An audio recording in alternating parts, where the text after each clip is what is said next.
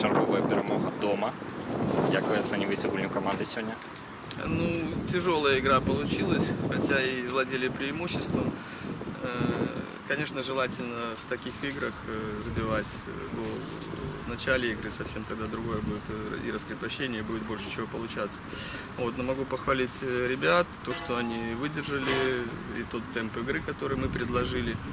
И все-таки количество моментов перешло в качество. Сыграла замена, хорошо, Гречиха забил, молодец. Вот. То, что касается самого ведения игры, были и положительные моменты, были и отрицательные. Поспешные решения принимали где-то длинными передачами. Вот. Сегодня не очень, будем так говорить, по состоянию здоровья там выглядел где-то Лебедев, хотя цеплялся за мячи. Когда пошла игра низом, стали создаваться моменты, должны были, естественно, раньше забивать. Чего стоит момент Тамела. Вот. От переизбытка желания, наверное, он пробил выше.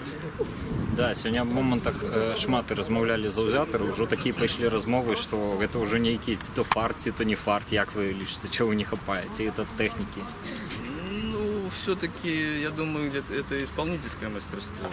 Вот, конечно, в футболе везение и фарт играет определенную роль, но я сторонник того, чтобы повышать качество футболистов, и тогда будут забивать такие моменты.